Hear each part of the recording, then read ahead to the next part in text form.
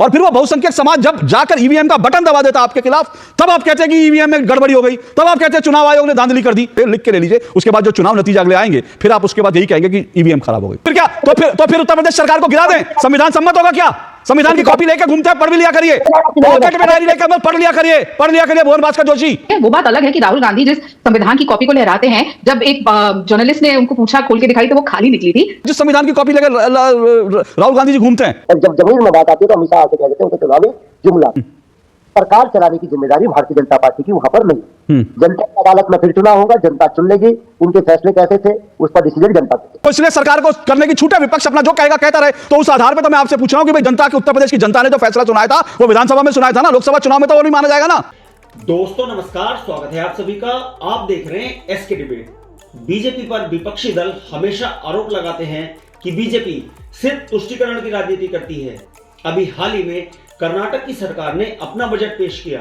इस बजट में एक विशेष धर्म को लेकर एक के बाद एक कई योजनाओं का ऐलान किया गया है। बीजेपी इस बजट को लेकर कांग्रेस पार्टी पर हमलावर है। बीजेपी ने तो यहां तक कह दिया है कि ये तुष्टीकरण का बजट है, जबकि कांग्रेस पार्टी से विकास का बजट बता रही है। आज की डिबेट इसी मुद्दे पर होने वाली है। बीजेपी की तरफ से राधिका खेड़ा, समाजवादी पार्टी की तरफ से भुवन भास्कर जोशी और राष्ट्रवादी न्यूज एंकर अशोक श्रीवास्तव हैं। दोस्तों वीडियो बहुत मजेदार होने वाली है। आपसे अनुरोध है वीडियो को अंत तक जरूर देखें। वीडियो पसंद आए तो लाइक करें, शेयर करें, कमेंट करें और मेरे चैनल को सब्सक्राइब करें। तो दोस्तों मेन डिबेट स्टार्ट करते हैं। चलिए शुरू करते हैं। राधिका जी, चुनावी घोषणा पत्र के अनुरूप किया है, उनका वादा था, उन्होंने करा, लोगों ने इसीलिए उनको वोट दिया। पूरा एक नैरेटिव गढ़ा गया था इस चुनाव, लोकसभा चुनाव के समय पे, कि भारतीय जनता पार्टी अगर सत्ता में आएगी तो कॉन्स्टिट्यूशन बदल दिया जाएगा। अब कॉन्स्टिट्यूशन के खिलाफ कौन काम कर रहा है वो आज हमारे सामने है। हमें कोई तकलीफ नहीं है आप किसी के लिए कुछ भी करना चाहे, लेकिन हम एक स्पेसिफिक चीज बोलते हैं कि आपको अगर विकास की बात करनी है, आपको गरीबी हटाने की बात करनी है, आपको किसी को आगे ले जाने की बात करनी है तो बराबर करिए ना। बेटियां सबकी हैं। क्या हिंदू बेटी को हक नहीं है कि वो अपनी हिफाजत के लिए ट्रेनिंग ले? क्या हिंदू महिलाओं को हक नहीं है कि उनको भी स्पेसिफिक उनकी शादियों के लिए पैसा मिले? क्या और धर्म की बेटियों को हक नहीं है?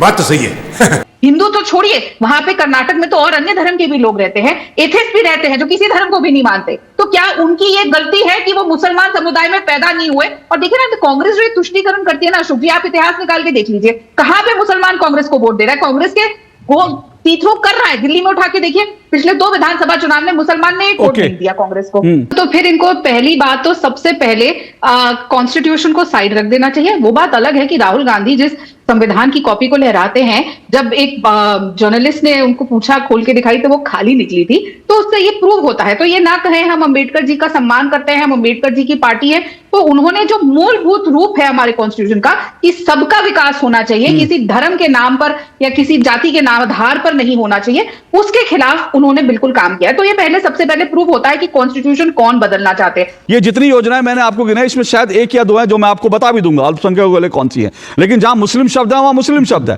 इसमें सिर्फ 1-2 योजना और वो भी बता देता हूं अल्पसंख्यकों के लिए कौन सी है। वो जो इमामों के लिए कहा गया उसमें सिख ग्रंथी कह दिया गया है और उसमें जैनों के लिए कह दिया गया है, ठीक है ना। इसके अलावा 1-2 चीजें शायद होंगी, लेकिन सारी योजना मुसलमान। अब आप सोचिए कि मुसलमानों के सांस्कृतिक कार्यक्रम के लिए 50 लाख रुपए, ये कौन सी योजना है? ये तो हम पहली बार सुन रहे हैं। और सरकारी ठेकों में मुस्लिम ठेकेदारों के लिए 4% आरक्षण, ये तो संविधान भी नहीं कहता।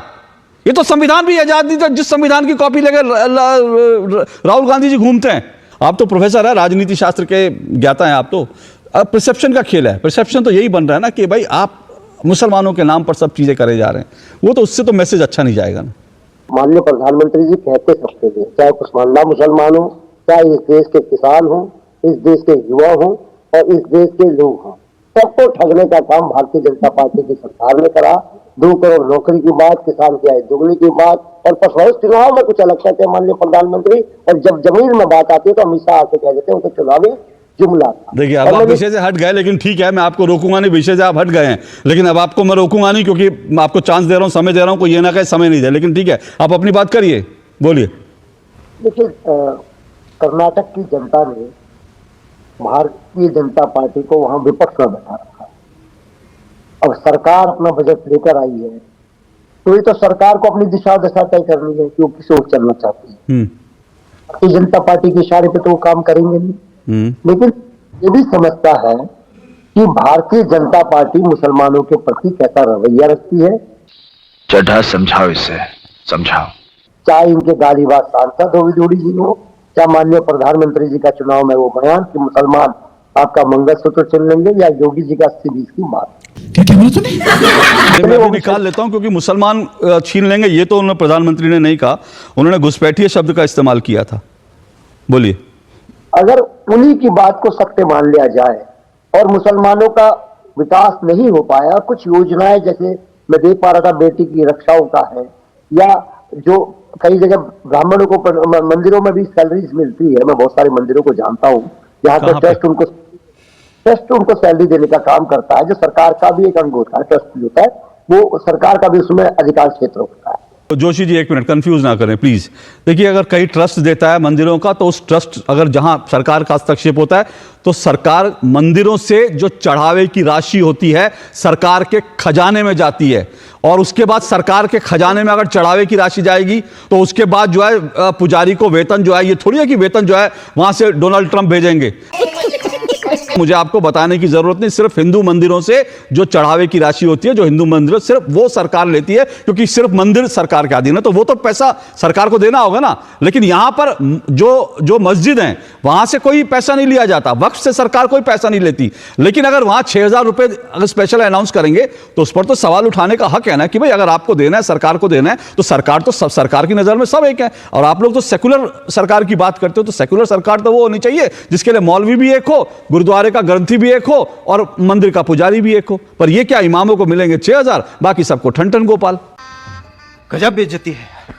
जनता पार्टी के पक्ष में रहकर वहां पर विरोध तो कर सकती है, ये तो उसका लोकतांत्रिक अधिकार है। सरकार चलाने की जिम्मेदारी भारतीय जनता पार्टी की वहां पर नहीं। जनता की अदालत में फिर चुनाव होगा, जनता चुन लेगी, उनके फैसले कैसे थे उस पर डिसीजन जनता थे। अब उस देश में जो सरकार चल रही है, अगर बुलडोजर वो चला रहे हैं और स्पेशल कुछ धर्म विशेष पे ज्यादा चल रहा है, तो वो 27 के चुनाव में जनता तय कर लेगी। हम उत्तर प्रदेश से आते हैं, तो आप जो बात कह रहे हैं उस हिसाब से हम ये माने कि जनता जो है वो सर्वोच्च है, जनता का फैसला सर्वोपरि है ना, ये कह रहे हैं ना आप? तो ठीक है, फिर तो मुझे लगता है कोई दिक्कत नहीं। अगर जनता का फैसला सर्वोपरि है तो उत्तर प्रदेश की जनता ने 2022 में अपना फैसला सुना दिया था, तो इसका मतलब तो उस आधार पर योगी जी जो कर रहे हैं वो भी सही है। आपको विपक्ष में रहकर जो है अधिकार है, लेकिन योगी जी जो कर रहे थे, उन्होंने पहले भी जो किया उसको जनता ने मोहर लगाई, तो उस हिसाब से योगी जी भी सही कर रहे हैं। 2017 की जीत का श्रेय अगर योगी जी को उत्तर प्रदेश में देना है, तो 2024 उत्तर प्रदेश के जो चुनाव, नहीं, मैं जीत का श्रेय की बात नहीं कर रहा, मैं आपसे पूछ रहा हूं उत्तर प्रदेश की जनता ने, ना मैं आपसे कुछ और पूछ रहा हूं। उत्तर प्रदेश की जनता ने जो विधानसभा के लिए वोट दिया, वो उत्तर प्रदेश की जनता का फैसला माना जाएगा कि लोकसभा का माना जाएगा? 2017-2024 में जीत और हार का श्रेय योगी जी को है, भारतीय जनता पार्टी में। That's all. योगी जी को है श्रेय। जोशी जी सुनिए, इस डिबेट को आप ले जाना चाहते हैं कि जनता ने फैसला दे दिया तो इसलिए सरकार को करने की छूट है, विपक्ष अपना जो कहेगा कहता रहे। तो उस आधार पे तो मैं आपसे पूछ रहा हूं कि भाई जनता के, उत्तर प्रदेश की जनता ने जो फैसला सुनाया था वो विधानसभा में सुनाया था ना, लोकसभा चुनाव में तो वो नहीं माना जाएगा ना कि सरकार बदलने के लिए था। लोकसभा में उत्तर प्रदेश में चुनाव हुए तो क्या नहीं, तो फिर क्या, तो फिर उत्तर प्रदेश सरकार को गिरा दें? संविधान सम्मत होगा क्या? संविधान की कॉपी लेकर घूमते हैं, पढ़ भी लिया करिए। दिक्कत यह है कि लाल डायरी ले लेकर घूमते हैं लेकिन पढ़ते नहीं है। भारत का संविधान कहता है कि अगर चुनाव हुआ तो 5 साल के लिए विधानसभा में वो सरकार राज करेगी। यह नहीं है कि लोकसभा होगा, और कांग्रेस का शासन भी नहीं है कि लोकसभा आए तो सरकार गिरा दो। वो इंदिरा गांधी का रूल नहीं है। इंदिरा गांधी की सरकार नहीं चलती है अब कि सरकार गिरा दो। अपने मन से संविधान की व्याख्या मत किया करिए। लाल डायरी लेकर घूमते हैं तो पढ़ा भी कीजिए, सिर्फ पॉकेट में लाल डायरी रखने से नहीं चलता। गजब बेइज्जती है। पॉकेट में डायरी लेकर मत पढ़ लिया करिए भुवन भास्कर जोशी, पढ़ा करिए संविधान, पॉकेट में लेकर मत घुमा करिए। यही नहीं, अभी और सुनिए। इस बात को महसूस कीजिएगा कि होता क्या है। परसेप्शन की फिर कहता हूं, राजनीति में जो आप करते हैं जनता उसको बहुत करीब से देखती है। अगर जो है मनमोहन सिंह सरकार ने चुनाव से ठीक पहले वक्फ संपत्तियां जो है, सरकारी संपत्तियां वक्फ के नाम कर दी, 2014 में उसका भुगतान करना पड़ा। आप ये कहें ये मुद्दा नहीं होता, ये होता है, तुष्टीकरण मुद्दा होता है। आज अगर कांग्रेस ये सब कर रही है, अगर उसने वादा किया था, वादा तो उसने सबके लिए किया था, वादा अगर उसने मुसलमानों के अलग से किया होता तो अलग बात थी। अब उसके बाद क्या होता है, जब आप इस तरह का बजट लाते हैं जिसमें एक समुदाय के लिए विशेष योजनाएं होती हैं, तो फिर जो बहुसंख्यक समाज है उसको लगता है कि ये हमारे साथ धोखाधड़ी है, और फिर वो बहुसंख्यक समाज जब जाकर ईवीएम का बटन दबा देता आपके खिलाफ, तब आप कहते हैं कि ईवीएम में गड़बड़ी हो गई, तब आप कहते हैं चुनाव आयोग ने धांधली कर दी। तो अगर आप हिंदुओं के साथ, इस देश के बहुसंख्यकों के साथ छल करेंगे, उनको जो है दरकिनार करेंगे, तो फिर नतीजे इस तरह के आएंगे और उन नतीजों के लिए आपको तैयार रहना चाहिए। मेरा इतना कहना, बाकी आपकी मर्जी। आज कर्नाटक में बजट ले आए, कल को आप हिमाचल में भी ऐसा बजट ले आइए, लेकिन मेरा यकीन है, लिख के ले लीजिए, उसके बाद जो चुनाव नतीजे अगले आएंगे, फिर आप उसके बाद यही कहेंगे कि ईवीएम खराब हो गई। देखा दोस्तों आपने, राधिका खेड़ा, भुवन भास्कर जोशी और राष्ट्रवादी न्यूज एंकर अशोक श्रीवास्तव, तीनों को सुना। आप किसकी बात से सहमत हैं? दोस्तों वीडियो को लास्ट तक देखने के लिए दिल से धन्यवाद, और वीडियो के बारे में आपकी क्या राय है कमेंट सेक्शन में कमेंट करके बताएं, और अगर वीडियो पसंद आई हो तो लाइक करें, शेयर करें, कमेंट करें और मेरे चैनल को सब्सक्राइब करें। तो दोस्तों मिलते हैं अगली वीडियो में। जय हिंद, वंदे मातरम, जय श्री राम।